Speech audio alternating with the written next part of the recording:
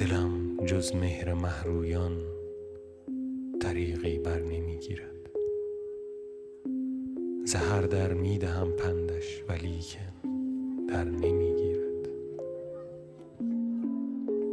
چه خوش صید دلم کردی، بنازم چشم مستت را، که کس مرغان وحشی را از این خوشتر نمیگیرد.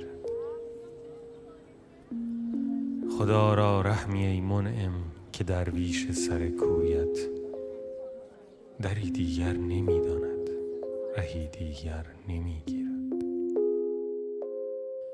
بیا ای ساقی گلرخ بیاور باده رنگین، که فکری در درون ما از این بهتر نمیگیرد.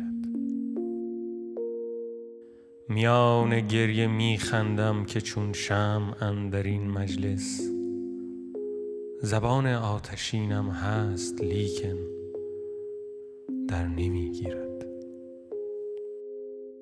دلم جز مهر محرومیان طریقی بر نمیگیرد.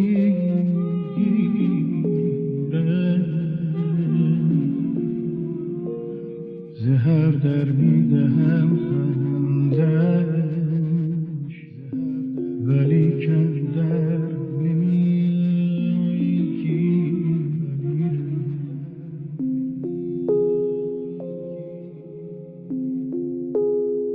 چه خوش صید دلم کردی، به نازم چشم مستت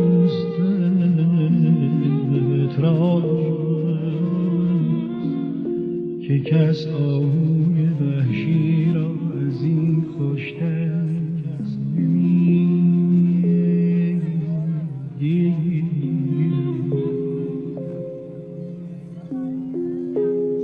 خدا را رحمی ای منعم که درویش سر کویت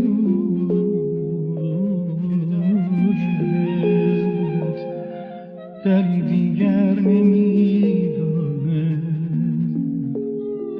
رهی دیگر نمیگیرد.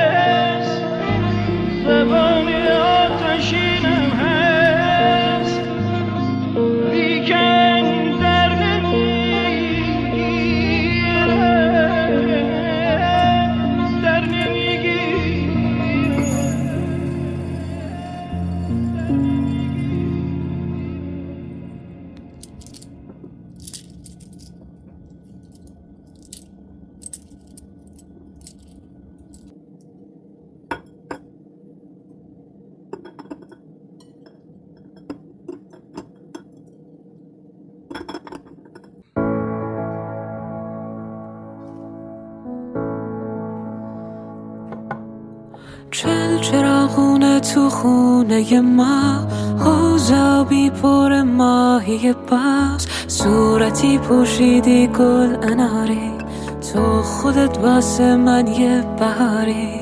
بوی نارنج پیچیده تو شهر، خونه ها ها پیرن عید می پوشن، همه جا سفید و سرخ و آبی، روشن کوچه ها هر چراغی، میدویم هر جا میزنیم فریاد، از خوشی شادی تو دلامون، سفره رنگی سنجد و سبزی، باز بیفته تو هم نگامون، بافت موش و باز مثل ماهه، میده بوی باز